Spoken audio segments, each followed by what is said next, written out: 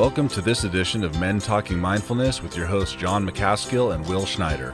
On this show, we focus on helping men and those with men in their lives to unpack some of the complex challenges we face today by leveraging meditation and mindfulness practices. Each discussion is an environment free of judgment and criticism with a focus on vulnerability, authenticity, and inner peace. Let's dig in.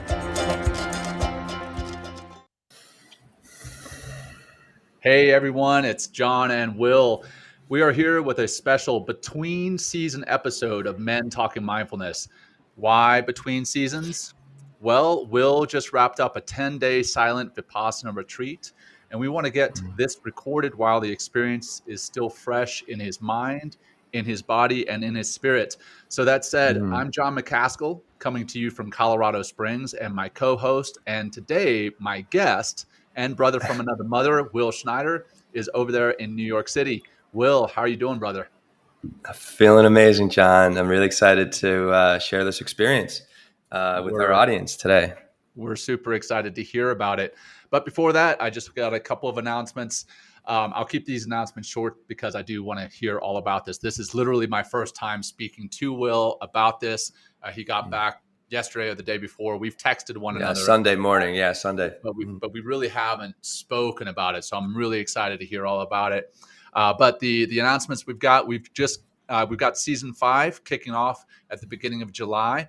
And we've got an awesome season getting lined up right now. Lots of great guests and topics. Topics that you as the audience have proposed, guests that you as the audience have proposed. So we hope that you'll be tuning in. Make sure you subscribe to stay updated on when those new episodes are released. And that's in both podcast form and on YouTube. Subscribe on both. We'd love to have you as an audience in both audio and video form. Next, we will be hosting an in-person retreat in Durango, Colorado, beautiful Durango, Colorado, with our sister from another mister, Dr. Teresa Larson. The retreat will be 16 to 19 September at Colorado Trails Ranch. And a bunch of details are still being worked out on that, and they are going to be coming out soon. So tune in to the future episodes to find out more, or check out our website, mentalkingmindfulness.com, and we will have updates there in the coming weeks. All right, now my guest, the bio. You know my guest. It's Will, one of the most sought after yoga instructors in all of New York City. Will, welcome to the show, brother. Thank you, John. It's a pleasure and honor to be a guest on our show. A little different. We're shaking it up, folks. So that said, hey, another way we're going to shake it up is we're going to have our guests lead and close up the show with the grounding practice, because he is so fresh off this Vipassana retreat. He is emanating groundedness. So, I can't wait to, again, speak to you about all this. So be an honor to have you lead that, brother. Sure. Honor to be here. Honor for everybody that is listening and joining this recording. And but let's just keep it simple and ground ourselves with some simple breathing. So, take that seat, or maybe drive a little bit slower for the next couple minutes, or just slow things down for a moment as we can kind of tap into ourselves. So close the eyes if that's available. Relax your shoulders. Maybe let's exhale the breath out and help to kind of melt your face, melt your shoulders, and really just feel a nice relaxing sensation coming over your body. And let's take a nice smooth inhale through your nose. Feel the sensations of the breath pulling through your nostrils, and then a nice cooling sigh out the mouth. Maybe a little sound, using that sound and the vibration of sound to break up some more of that stress or anxiety you might be feeling in your body. Again, inhale. Take that big inhale. The bigger the inhale you take, the more of an exhale you have to play with to find more of that peace. Exhale out. Let's do a few more. In. Big. Really work for that beautiful, big, balloon-like breath throughout your entire body. Exhaling out with that sense of peace. We'll do one more like that. Inhale, big breath. Challenge yourself for a bigger breath. Exhale that smooth little sigh out. Maybe change the frequency of that sigh. Let's just take a moment here. Coming back to a natural breath and allowing it to flow in and out of your nose. This is a practice of anapanasati. And just notice the sensations of the breath that are taking place as the breath passes through your nostrils, or the way it interacts, or the experience of the breath at the rims of your nostrils, or maybe you feel the breath in the top of the upper lip.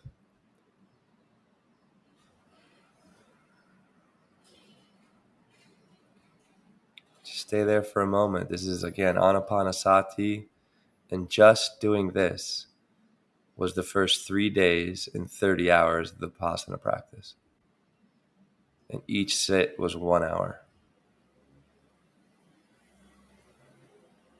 And they use this practice as a means to help sharpen the mind, focus the mind, but also sharpen the mind. So sometimes on the show or meditation practices, we use the whole torso, to feel the breath in our torso, and which is great. It's a great way to step into awareness, great way to become more present of this moment.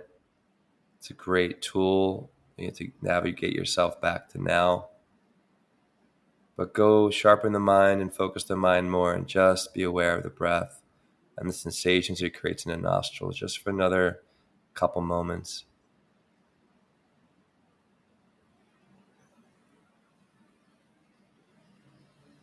Not being frustrated if the mind's trying to take you into the future or to the past.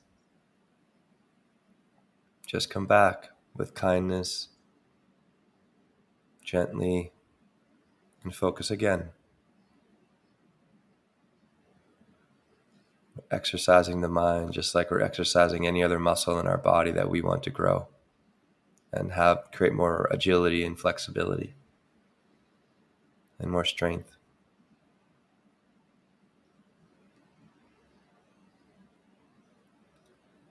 And then bring a little more movement into your body. You can deepen your breath a little bit more if you like. And open your eyes when you're ready, and let's get this party started. Oh man, I almost fell asleep there. Just like I sense a different vibe in your voice. Not that you've ever had a negative vibe or negative energy. You just seem so much more chill than normal, and that meditation or that grounding practice almost put me to sleep, which is a good thing. I'm not, Yeah. So, man, yeah, let's get into this. Vipassana. What is Vipassana, first of all? And then where did you go and for how long? 10 days I was away, upstate Massachusetts, or not upstate, in Massachusetts, like about, how far? It's about 2.5 hour car ride. It's like a 4.5 hour train ride. Beautiful train ride all the way up to this center, to the first center that was founded by Goenka himself. And Goenka is the master teacher that is posthumously, all of his teachings have been recorded, and we would watch his recordings. There were assistant teachers there to help us if we had questions and stuff like that. But still, in his grave, Goenka, S.N. Goenka, who brought Vipassana from India to the West, still teaches through these recordings. Actually, the recordings we were listening to are from 1991. Wow. He came to the States in like 83 and 83, 84 after finding the Vipassana Trust. And I don't know how he got into that touch with the people that were living up in Massachusetts or whatever, but they must have been meditators in India of Vipassana, but from the United States. And they looked for a bunch of few spaces up in New England, and they found this center in Shelburne Falls, Massachusetts. It has been in the making for 45 years, and they have just completed the site like 2 years ago, where they Wow. can house individual rooms. They can house 70 to 75 men, 70 to 75 women, and have a meditation hall with no beams in it. Like it used to be a tennis court, a meditation hall that can sit 150 people or more. That's awesome. Yeah, it's beautiful. They actually have something called a pagoda, which is I believe it's an octagon that they have 160 different cells that you can meditate in on your own. And they have them moving up like a pyramid. So it's a rising consciousness to the top of the pyramid, where they keep the younger meditators on the bottom, and then they slowly go up in experience to the highest peak. And then at the very top, they have a spire that they say like, or gathering consciousness through this pagoda and then sending it out to the top of this dome that they've created. They even put a giant gold dome on the top of it.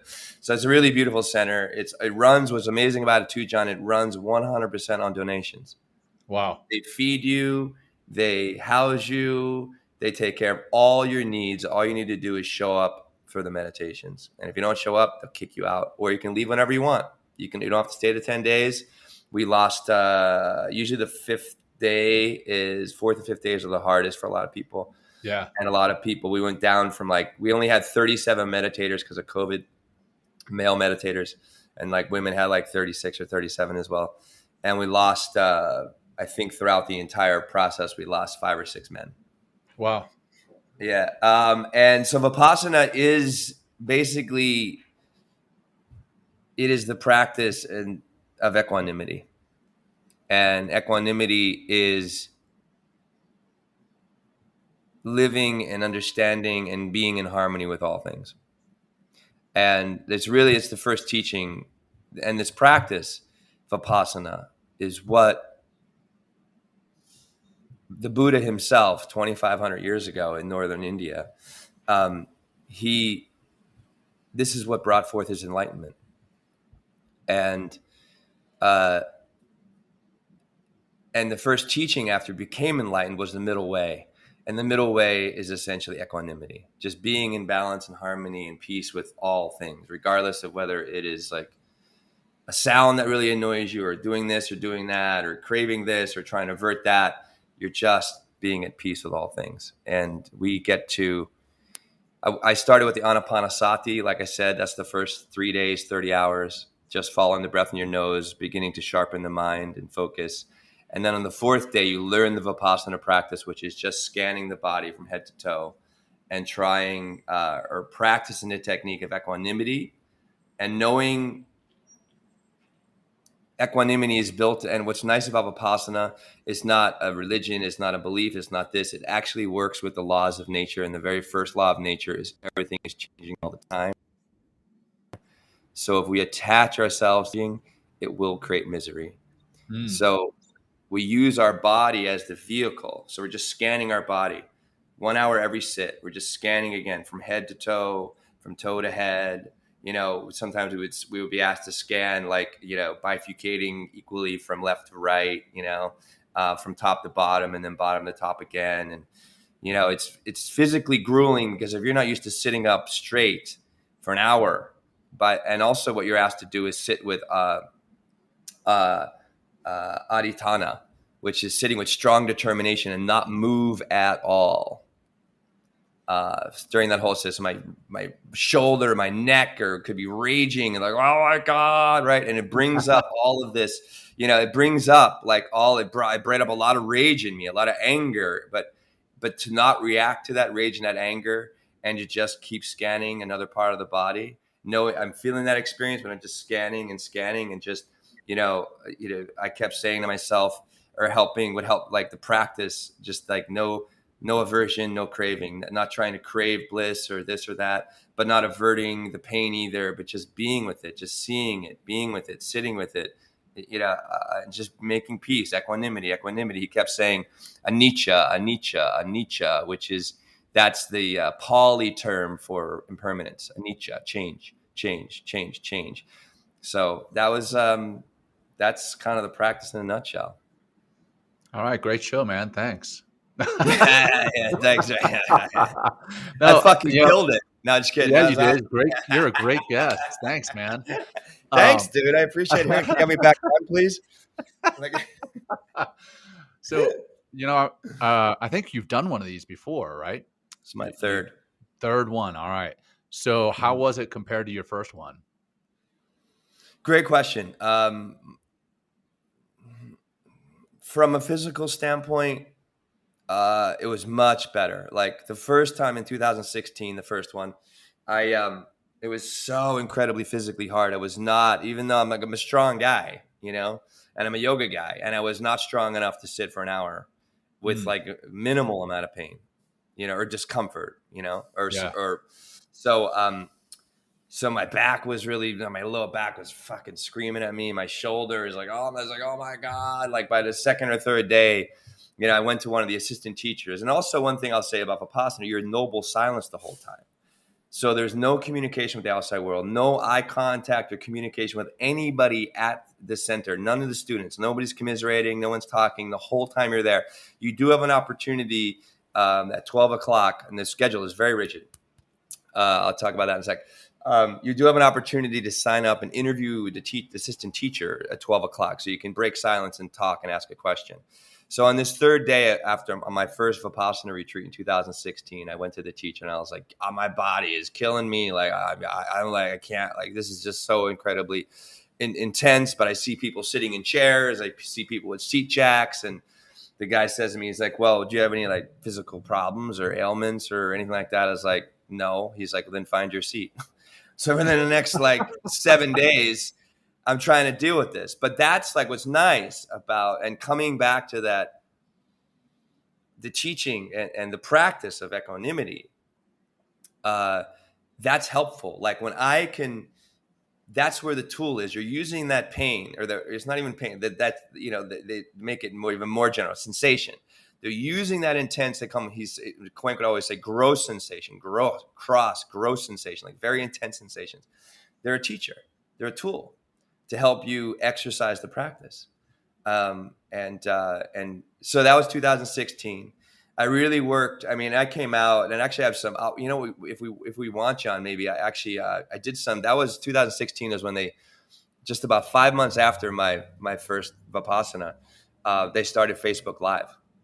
So I actually went on Facebook Live and went like the day after. I was like, fuck it, I'm going to go on Facebook Live and talk about this thing. So I went on for like, I don't know, like not 10 minutes or 15 minutes talking about how I was feeling. And so I have all those recordings back in the day, which are kind of fun. So dig those files up, man. Yeah, let's do it. Yeah, totally. I have one of them saved already. But yeah, I'd love to add that. And this is like, God, I was like, this was what, six years ago, almost, 5.5 years ago. I was like a different person. So then, just physically, because I decided to go back and do it again, like immediately. So I went August 2016 and I did it again in August 2017. But wow. I worked on my body. I worked on my core. I opened my back. I relaxed my shoulders, like doing a lot of like physically intense stuff through yoga.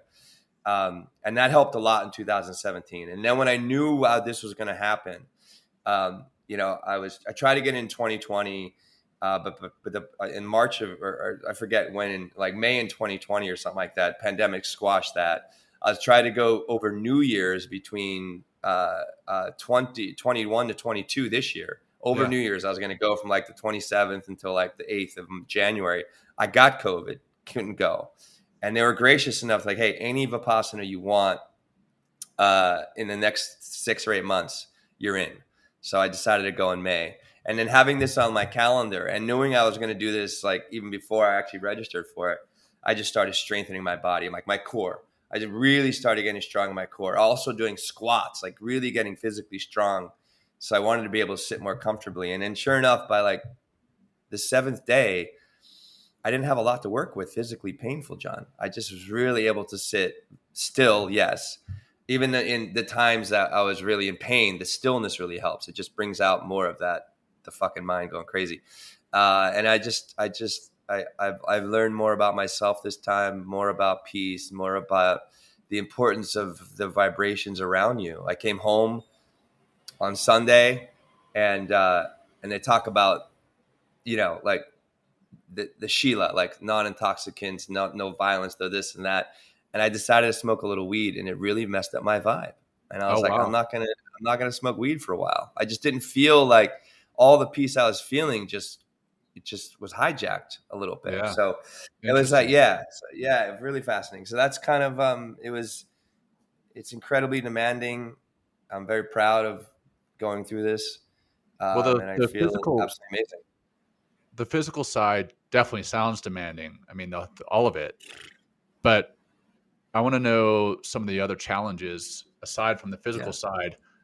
Mhm. You mentioned some people leaving at 4 or 5 days in, and I'm assuming some of them are leaving because of the physical side, but I'm assuming there are other challenges with it too. I mean, just sitting in silence for that long, being in silence, not making eye contact when you're right there with other people, not Mhm. having connectivity to the outside world, Mhm. not having this thing at your beck and Right. call, and Yeah. being connected to social media. What Mhm. were some of the other challenges aside from the physical? Well, I mean, personally, I love the silence. I love not talking to people for 10 days. I mean, I really, I mean, like I have a friend, actually, Jai, who is Yeah. on our show, Cultivating Discipline. He's done Vipassana. I think he's also done some of his like own Vipassanas for a few days, and he talks about the struggle of not communicating. I actually, I actually don't like being in silence a lot. It's you're getting so deep in your mind in this practice, and you begin to discover things about yourself that you might not like so much, Mm. and then to go and face that same thing again, and then do it again and do it again, and it's like 9 times a day, John, you're meditating for 1 hour, and then they have like an hour or hour and a half discourse in the evening. um, Lights out at 9, up at 4 a.m. No, lights, I go to bed. I was going to bed at 9, lights out at 10. I was in sleep by like 9:15 or 9:05 as soon as I get into bed. And then up at 4 a.m. and you're meditating by 4:30. Uh, uh, yeah, it was day 3 and day 5 are really hard for me because the physical, yes, for sure, is very, very challenging. But just to know that you have to sit and do the same goddamn thing again for an hour sometimes, it's just like, wow. And you just go deeper and deeper into your mind. And then it also, once you kind of get beyond the mind, you get deeper into your emotional self. And I learned a lot about one thing that came up, like, because I wasn't able to write, so I was like always trying to like repeat things to myself like several times so I would remember them. Yeah. And one thing that I was, don't be a slave to the rage. Don't be a slave to the rage, because I got a lot of fire, a lot of rage inside me. It brings out anger and makes me ignorant, and I do stupid things. And when I'm sitting there with this shoulder pain or neck pain or fucking one of my leg, the one time was in such deep pain that when I got up and finished the meditation, it took me 5 minutes to walk normal. Wow. So you're sitting with that pain, and you're asked not to move your seat. You're asked not to move at all, and you're just like, oh, Anicca, like, please change, please do something. But also, like, the more attention and energy you give that pain, the kind of the worse it gets. So it's nice to go back to the technique and use the technique and to get into the middle and just detach and just make peace with everything and just keep working the body scan, keep working the technique, and no craving, no aversion, and anicca, everything is changing, so don't attach. It creates misery. It was just really, you didn't know what was going to come up the next meditation. You didn't know if Yeah. like if more emotional stuff was going to come up, or a different aspect of your intellect would start to like show up, or a physical, this or that or the other thing you'd have to deal with, because it would be like, fine, 15 minutes in, you're okay. 30 minutes, oh, things might come loose a little bit. 45 minutes, you're in hell, right? And then you still have 15 minutes to finish the hour. So it is like, it's just grueling. It's like, I felt like, John, it was like, because I knew we were going to talk about it. So I kept like, sometimes I would like meditate or sit for the meditation. I'd be fucking thinking the whole hour. I Oh wouldn't yeah. even, and like, and I was thinking like, this is kind of like, to go and sit and do this in some ways is like buds for the mind. Yeah, I was gonna Like say it sounds physically grueling, man, it's I grueling kind of and mentally. Yeah. imagine this bell just like we have at Buds, where you can ring out and say, "You know what? I'm done."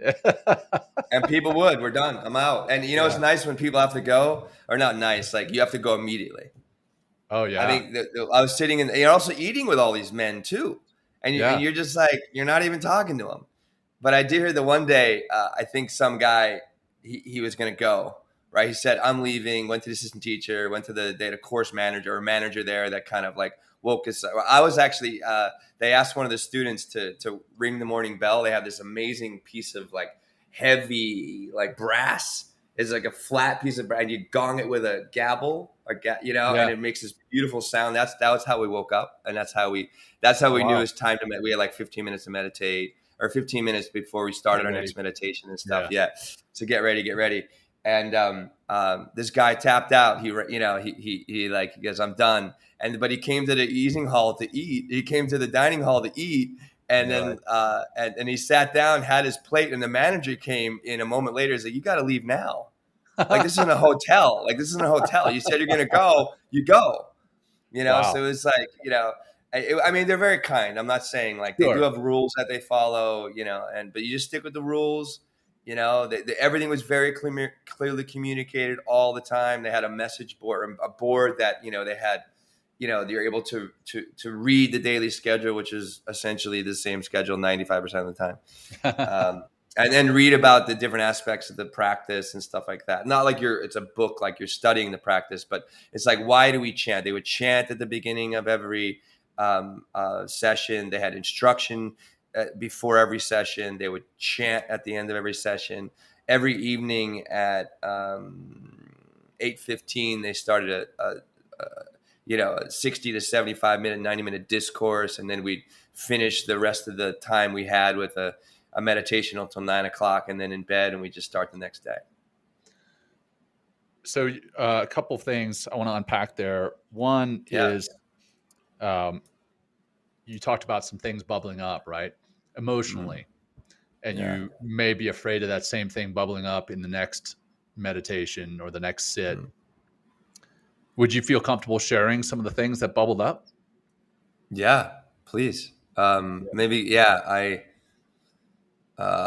anything specific or I'm Yeah, I trying to mean, think of just like, anything that bubbled up that you did not want to feel or experience in the next meditation, not physically, but emotionally or mentally, that maybe came to mind or came to heart during the meditation. That my rage was really hard, John. Like it really helped me to see what an asshole I can be at times, and normally, like not a lot of people see that, because I really try to be a very kind and very patient and very peaceful everywhere as much Mm. as I can. But the people that are closest to me, my brothers, my parents, um, seems like the people that I love the most tend to see some of the rage, Mm. Um, Yeah. so I don't know if there was any specific like, oh, I shouldn't have said this to my mom, or I shouldn't have done. Well, actually, my mom was with me quite a bit this 10 days, because just before I leave, John, I saw my mom. My niece had a shower. So my niece is 23. She's about 12, 13, 14 days away from having her first child, Wow. which is crazy. And I'm very happy for her. So we had a shower on, I think it was Saturday or Sunday, whatever, before I went on the 18th of May to Vipassana, and I guess it was like the 15th or something like that. So I saw my mom, and she had potted me some plants, for my new house, my new Yeah. apartment. And, I took a car to this thing, and, we're transferring the plants from her car to my car. And she got me some plastic pots, which I was like, I asked for ceramic. I think plastic is cheap. I don't like having cheap shit in my house. I just like, this is kind of how I'm developing. I don't like, Did you actually say this, or was this something you're thinking in no, your mind? So my mom calls me, like I'm literally 15 minutes from walking out the door with all my stuff packed to go away for 10 days in silence and meditate. Yeah. My mom calls me. She's like, I can't believe how ungrateful you are. Like, I get all these plants, I repotted them for you, and we get the plants. And I didn't, what I was not in my defense. Well, all I said, John, was when I opened her car and I started pulling the plants out, all I said was plastic. Uh-oh. And right. And she didn't say anything at that moment. She didn't say anything on that moment. Right. But she called me 2 days later and gave me the business. So this is And now like the day before you leave. This is 15 minutes before I got on the train. Oh, geez. Okay. Yeah. So it's like, I was like, oh my, and I even said to my mom, like, and I was really kind, I didn't yell at my mom, I didn't say anything. I was like, I'm really sorry, Mom. She's like, you're so snobbish and blah, blah, blah. And I was like, oh God. I mean, it's like, one thing I did say for her, I was like, Mom, this is not the conversation I wanted to have before I went away for 10 days. And then she just hung up. She just hung up. She didn't even say goodbye. I was like, oh my God, like what the fuck? So that kept coming up and then, but then that led me, it's our mom, I'm so close to my mother and I love her so dearly. And I didn't mean to be such a shithead, or so ungrateful. So I really learned a lot, about being gracious, regardless of what it is, and being, just being thankful, and that's one thing that Goenka talks about. He goes, you're doing the work and the work is working. 2 yardsticks. First is gratitude. When he said that, I almost broke down in tears. This is the very last day. I almost broke down in tears and thought of my mom immediately. And second is your development of your awareness. And so that was with me quite a bit. And it was just like, it's funny, like my anger and my rage during this process always was latching on to somebody or some event that, like, somebody that pisses me off or I feel pisses me off, you know what I mean? Yeah. And, or an event that happened.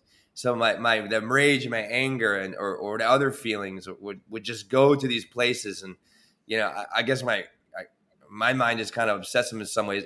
I'd keep having like the same 5 or 6 or 10 circumstances playing over my mind throughout like this process very often. But then I got to like the 7th or 8th day, somehow like it just, I made peace with it. And it just stopped irritating me. I bet. And my mind at the same time calmed down. My body calmed down at the same time as well. Yeah. Have you spoken to your mom since? Yeah, I called her. Yeah, I spoke to. Yeah, I part of me didn't want to break silence and just kind of, but I did. I talked to my mom. I talked to my whole family. I left some messages for you and Lindsay and all the people that are closest and I love the most. And yeah, I did talk to my mom. I immediately said, "Mom, I'm so sorry." Blah blah blah. And then she was like, she was kind to, in the sense of like, she's like, oh well, the pots look nice, and I'm like, yeah, the one pot looks kind of nice. It does look plastic, but the other one's not so good, and she's like, well, but the ceramic's so heavy, and how are your dad and I gonna take them to the car and this and that. And I was like, true. And I even said to my mom, like, before I left, I'm like, Mom, I'm not gonna throw these pots out. They're not even pots, they're like plastic bins. Like, I'm gonna throw them out. I'm not gonna use them. So I will eventually replace them. But my mom and I had a great conversation. It was, I mean, that's one thing about my mom, and I guess maybe my mom, and hopefully a lot of parents out there, like, my mom can't hold a grudge too long, and I can't hold a grudge to my mom. You know? Of course. Yeah. Right. And that's, some of the stuff that we practice, right, is equanimity and loving kindness, compassion, and then a lot of that comes through the practices here. So I'm glad to hear that. And then I want to talk the mechanics. Oh, can I just say one thing, John, about rage? Yeah. I'll show you how my rage is showing up, right? So there was a younger student. So I sat because I was like 3rd time Vipassana teacher, and I didn't know that they set up the room this way. But I thought like my name is like S, and I'm like way down in the fucking alphabet, and I'd be sitting somewhere in the back or something, Yeah. And sure enough, I was like, pole position, right? So not pole position, but have like, you go from like, to the right of me was kind of the center of the meditation area, which were the teachers were kind of in the center in the front, right? And then the men would extend from right to left, right? And the women would go from left to right. And there'd be like very clear, very 12 feet, 15 feet or 20 feet between like the men and the women. They always kept it separated all the whole time. Couldn't even all the time. I didn't see a woman until the 10th morning. You're allowed to break silence and communicate with other participants that are there. The 10th day. So not before that. So I was like in the 5th position. So I was like the 5th person going from right to left. Yeah. And, oh wow, I forgot. Oh yeah, so all the younger students and other students, like younger meaning not younger than me, but just younger in the veteran part of the process. Like a lot of people, probably I'd say 3/4 of the people that were there were first time students, first time meditators. Yeah. Vipassana. So and you're not allowed to bring in clocks or water bottles. Like you can only bring in your meditation cushions and yourself to meditate. That's it. Sorry. So this one guy on like the 4th day, he brings in a freaking ticking clock. Tick, Oh, gee. Tick, tick, tick, tick. And I'm sitting there trying to stay still and trying to meditate. And he's like right, like 2 behind me and like to my right and like 2 people down. Tick, tick. And I'm just like, and all of a sudden my controlling self comes up and I was like, would somebody, like, he's not following the rules. Like he can't have a clock there. I mean, my mind is going, I can't say anything, but then I'm like, I gotta, so I waited I think it was like, I think it was only like the 5th or 6th day or something like that he did it. But I waited like 3 meditations. I'm like, oh my God. So anytime that I started freaking out on the inside of my meditation because I'm just like, raging with the pain, the sensation. And just like, but having, all you do is just stay there for the next 35 minutes or 15 minutes or whatever. And my leg's killing me. So you're just really get into like your emotional life, your mind. And I just kept picturing, I want to take that clock and like throw it out the window, and smash the clock. You know what I mean? So I'm just like having all these like imaginations because this clock is pissing me off, just tick, tick, tick. Cause it's like, oh, so, and sure enough, the one day I was like, I got to tell the manager, like this guy, cause it's not allowed to have, I was like, I'm going to tell the manager and he'll remove the clock. And sure enough, somebody else did at the exact moment that I was looking for the manager to tell him about this clock. The manager was actually telling this guy's name was Swagato. I think he was a Burmese dude. Swagato, what a great name. They actually went over to this guy Swagato and said that you gotta get rid of the clock. So it happened anyway. That's hilarious. Yeah, it was like crazy, dude. I mean, it's amazing how like the littlest things like wake up. Well, for me, woke up my rage, woke up my anger, woke up all like the shitty ways that I could be, Sure. It's crazy. Well, the fact that you're aware of that's important. And that's what it's about. I think what you shared with us there about, taking the clock and smashing it was probably the tamest of what you imagined. I'm sure you imagine smashing the guy's face in with the clock. No, I don't like, I would definitely, I don't usually get physically violent, but I would shame the hell out of him. Like, what do you think you're doing? Like I make him feel this big, you know what I mean? Really small. But showing him like, well, first by physically manifesting the smashing the shit out of that clock. I was seeing that many times.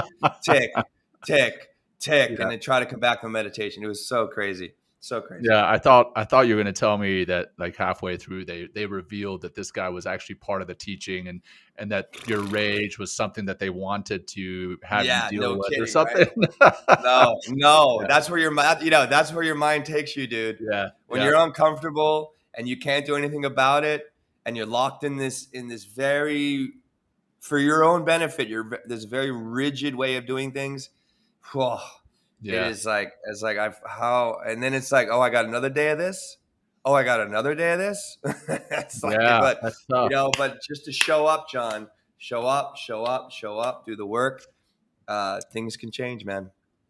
So, like the mechanics of it all, right? I don't know if that's the right term that I want to use, but it's what I'm going to use for lack of a better term right now. You show up, you get off the train, you show up. Are you allowed to talk initially, or you show up and you go straight into silence? Yeah, how does that absolutely. work? Yes, good question. Everything is done, I mean, and what's great is like this, the Vipassana meditation and the trust that they set up. There's like 140 centers around the world, and they all are conducted exactly the same way, all of them. And, and this has been going on for like, I mean, the Vipassana centers, I mean, they've been, Vipassana has been taught in exactly the same way for over 2,500 years. It's a Wow. very old teaching, and it came from the Buddha. Buddha was the first one to teach this.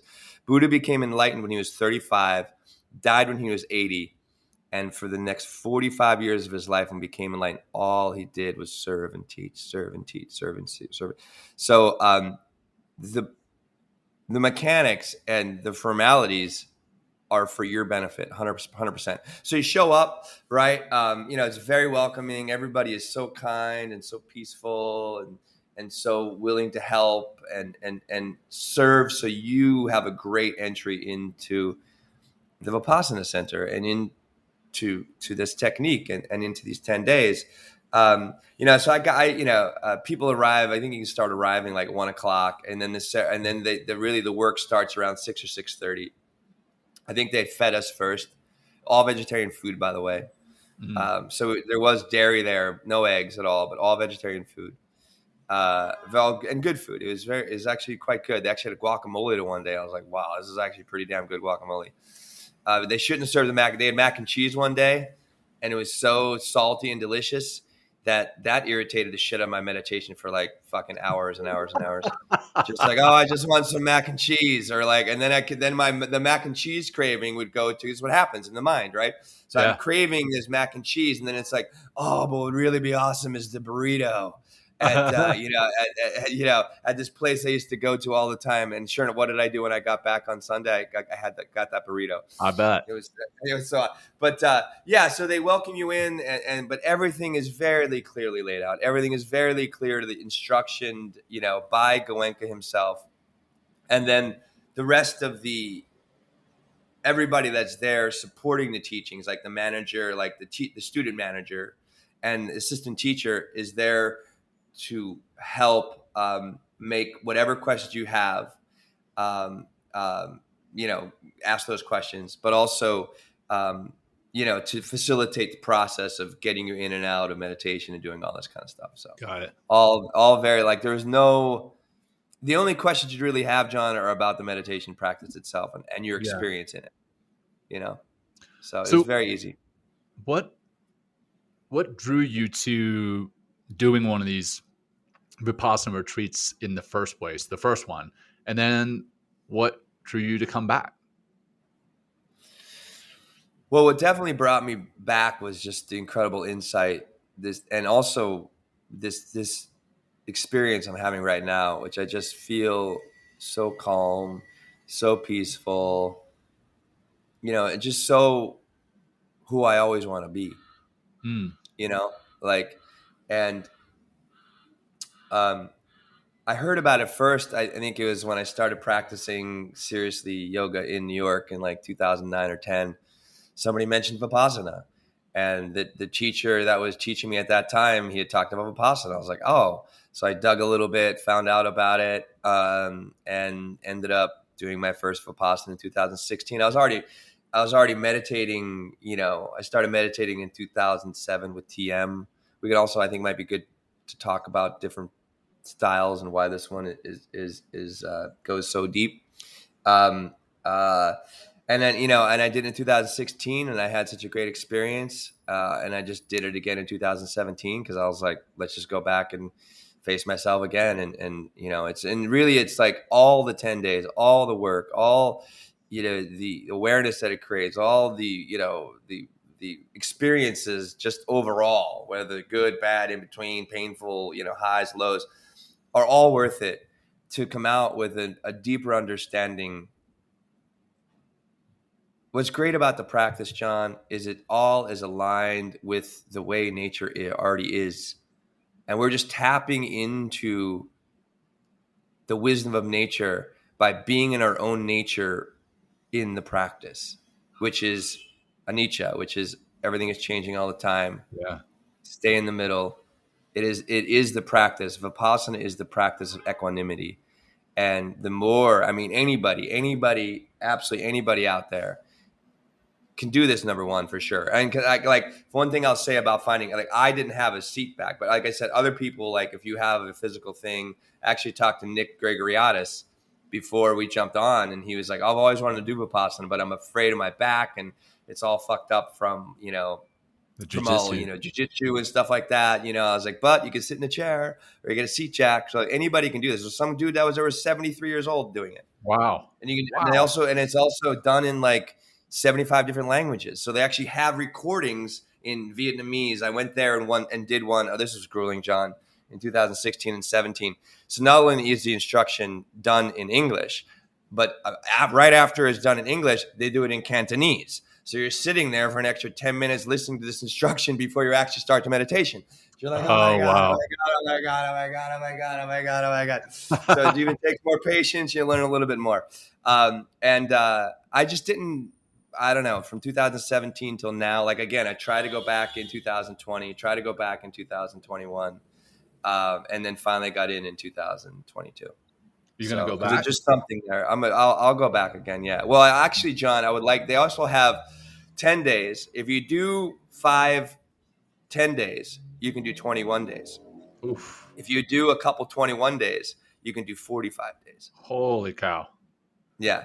So I would eventually like to build up, maybe when I'm in my 70s, go do 45 days. Wow. But I'll go back again. I don't know when, probably in the next couple years. There's one dude sitting there, this awesome guy, 6 times. 6 times he's been there. And he is like, and he sat as straight as a pin, didn't move. I was like, wow. Like, he was just so deep into it. And you can just see it in his, so you can't talk to anybody, right? So you're just, like, for me, I just would observe everybody. I try to get everyone's names. Everyone had like a little name tag, like on their eating desk, or their little eating area, or in front of the meditation coach. So I'd walk back. I'm like, oh, that's Anush. Oh, that's Swagatu. Oh, that's Kata. Oh, that's Zachary. And then I would watch them in the dining hall if I could. Just be like, oh, what are they up to? How do they eat? What do they do? Yeah. So you just get really curious in new ways, Sure, you notice things in a different way, right? I mean, it's that beginner's mind that we've talked about before. Yeah. So, for someone who wants to give this a try, what would you recommend for them? If you're not meditating yet, I would suggest starting to meditate. Any practice, just learn to sit with yourself. Learn to sit. I would say if you don't have any major physical back or physical problems, learn to sit without a chair. At the same time, John, that this is going on, or like I'm leading into this, I started reading The Full Catastrophe Living by Jon Kabat-Zinn, his book, and the MBSR, mindfulness-based stress reduction. They actually start. So I finally, it's funny, John. I'm like literally 3 or 4 days from going on this thing, and what chapter do I turn to in Full Catastrophe Living is the body scan, and I was like, oh, serendipity, and or synchronicity, right? So, and they do it lying down. Yeah. Which, like, I think it's early meditators or just people that have never been in touch with their own body or never been in touch with their mind or never meditated before. It could be a great on-ramp. But he talks about that. I mean, Goenka even goes and talks about the importance of sitting up because that's how we usually conduct our lives, is standing or sitting. Right. And it's important to be present to yourself and the energy of yourself, whether you're sitting or standing. Right. But this is a sitting practice, So, and also when you sit, right, it requires a certain amount of physical demands. Right. So, and if you haven't achieved that physical resilience to sit for a long period of time, your body's going to let you know. And again, it's not like it's a tool for your transformation when the body wakes up and you don't react to it. In any situation, like what if, if you don't react like how you would normally, and this just goes so deep into your habits, so deep into, you get to see yourself in a new way. And they call this practice the purification of the mind. You're purifying the mind because as you sit in the meditation itself and experience the sensation, whatever it is, you start to bring up what they call sankara, which are the old habits of doing things.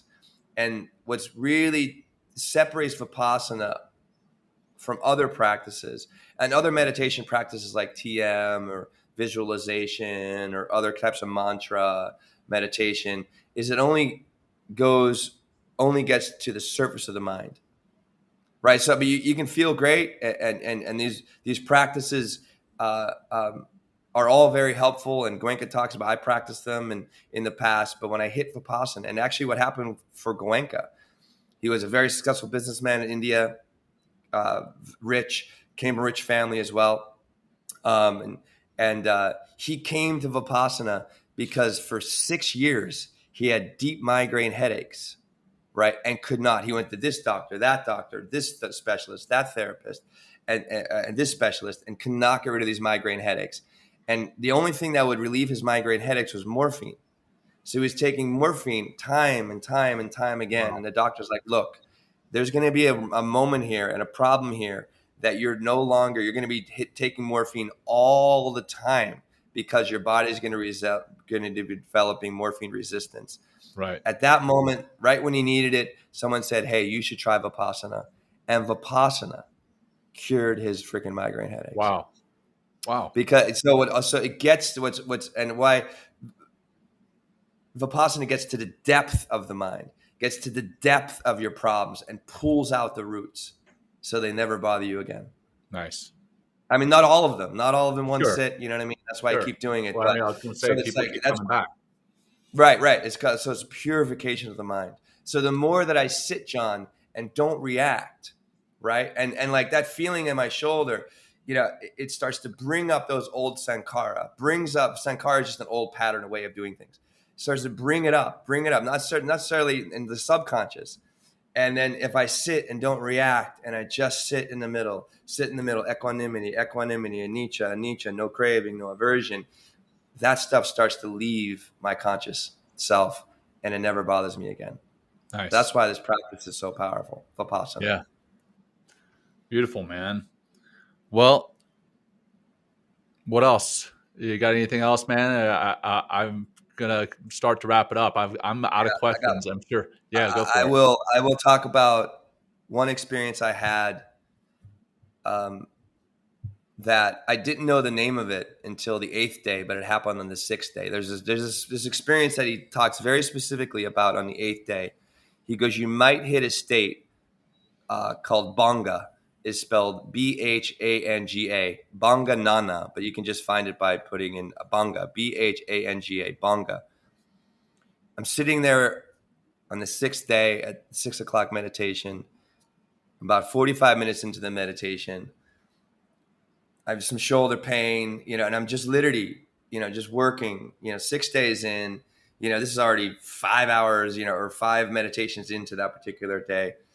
And I'm sitting there and I'm just working the technique, doing the best I can to come back. And because my mind would drip off to here and go over there. I'm like, no, come back, scanning the body, just keep working. But also like, don't give any more energy to this shoulder pain I'm having.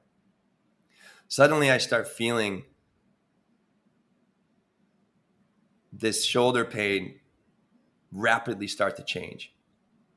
And I was like, whoa, what's going on? It just started to melt in some ways. And then my whole body, they call it dissolution, dissolution. So my entire being separated from my body. I felt like my entire body was like champagne bubbles. And I was like, whoa. What is going on? It came from my hips, came down somewhere deep inside of me. And I feel like, and then it just started. I was like, and as I was in this experience, this incredible natural state of joy just started to come through. Like it must have came out of my DNA, just came through. And I'm just in this incredible state of joy. And it was lasting, and gratitude came through. And I'm just in this incredible state of joy, gratitude, and bliss for like 15 minutes. And it went all the way through the end chanting. And then I came down from it and I just started to sob. Wow. And And after every meditation, we had like 15 minutes between some meditations where I would just go outside and get some fresh air, kind of get back in my body. I went outside after this and I just started to cry again.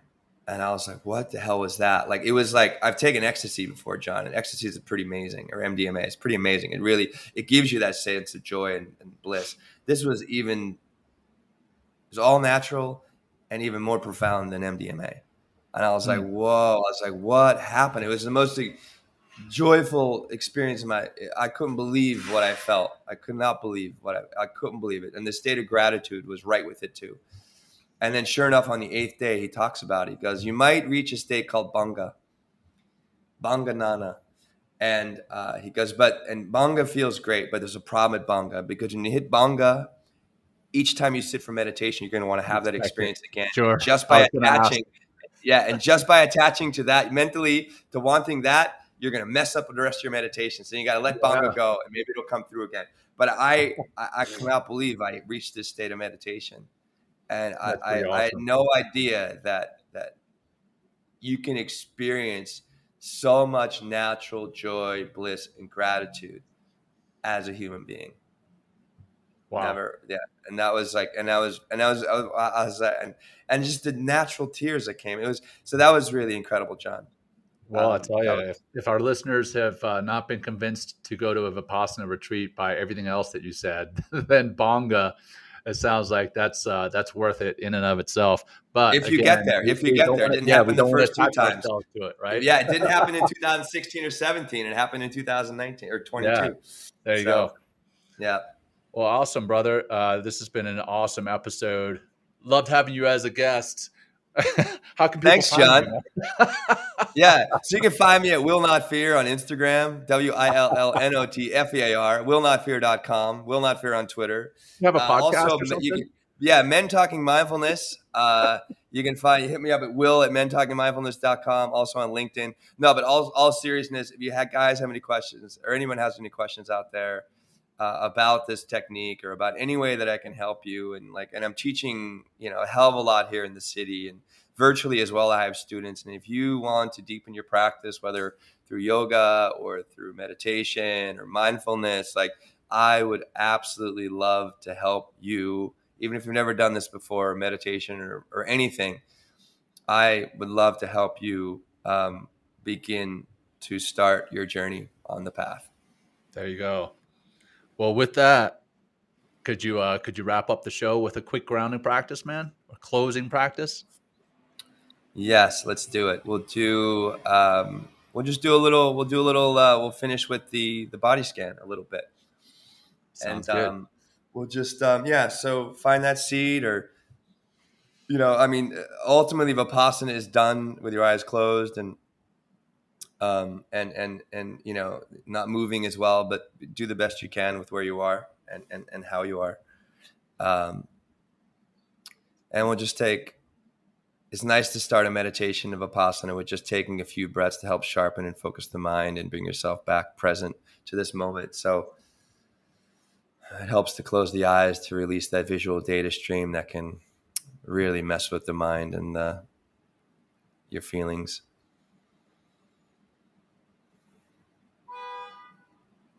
Take a few breaths in and take a few breaths out. Just a natural flow of breath. If you want to deepen your breath, go right ahead. And you can use the breath as a nice tool to create some more peace and harmony with your breath. And you can feel that peace and harmony beginning to permeate your body and your mind and helping to relax your feelings.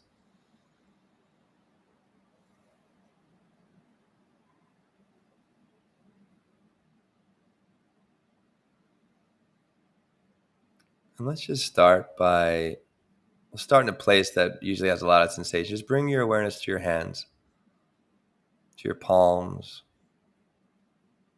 And just, I want you, without changing anything, without wanting to be something different or averting whatever the experience is or craving something else, just be with what the experience is in your hands right now, energetically.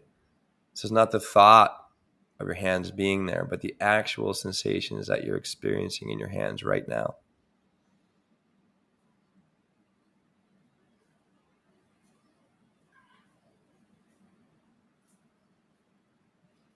And then slowly, when you feel those hands, just slowly just going up the right arm, just see if you can take that awareness to the back of your hand. And it might be like a throbbing sensation or a pulsing sensation, or maybe it feels kind of numb or tingling. Just simply be aware. So all this practice is just strengthening your awareness and being equanimous, practicing equanimity, no craving, no aversion. And then see if you can take that awareness and slowly scan up your arms. See if you can feel your wrist, what's going on there, the front, the back, the sides, the top, the bottom, and then working your way slowly, your forearms into your elbow, all the way up the upper arm, front and back, underneath your arm, in your armpit, top of the shoulder. Just be aware, just be okay with anything that's there. Even if there's blank areas, that's okay too. If you're not feeling anything, that's part of this practice. Because over time, as you practice over these several days, you begin to develop those areas that are blank. They start to wake up because you're bringing your focus to that place, your awareness that you are. And then slowly work your way across your chest. Feel your sternum, clavicles. Maybe you can feel the way the heart is beating in your chest and creating sensations across your chest. And then let's work your way slowly from the shoulder down the left arm. It's okay if you start on the other hand, just reverse. We work down the shoulder, top of the shoulder, top, back, side, underneath, through the tricep and the bicep and everything in between. Elbow, just be aware. Don't try to change anything. Just be aware to the forearm, to your wrist, front and back of the palm, or maybe start the back of your palm, or the back of your hand, I guess that would be, to the palm. And through each individual finger, you feel your pinky finger and the sensations there, and your ring finger, and middle finger, index finger, your thumb. And then see if you can just last moment, see if you can just feel both hands or both arms in their full whatever awareness that they are, whatever sensations they are.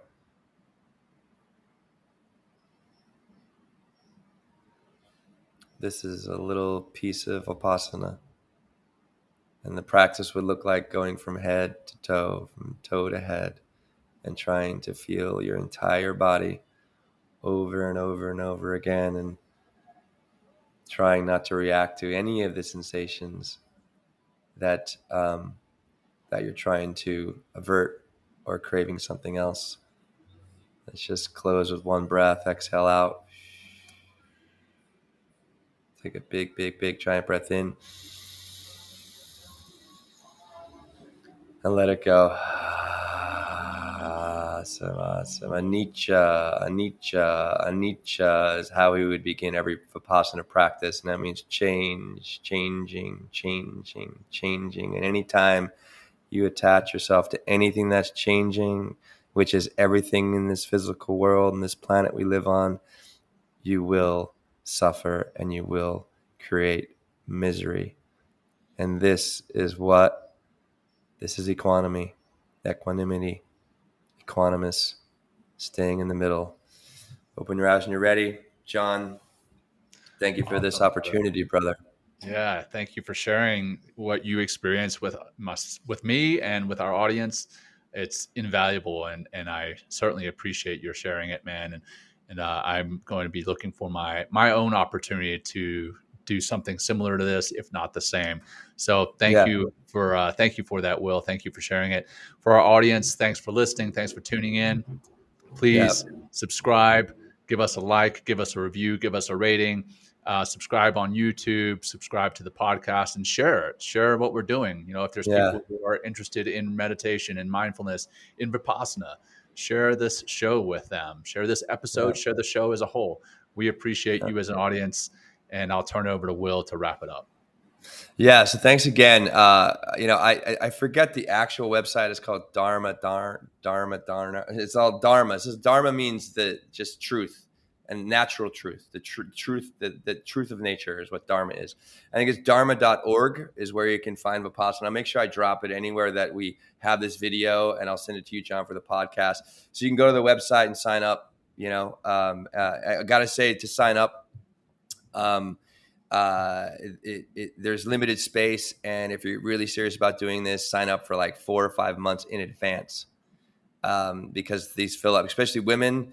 Women seem to love this practice more than men in the sense of like they fill up quicker. Like they'll fill up in like 15 minutes, where the men might take like an hour or less sometimes too. So, and things have changed during COVID. They had a really good COVID protocol. You know, I felt safe. We tested before I went. We tested on the 3rd day.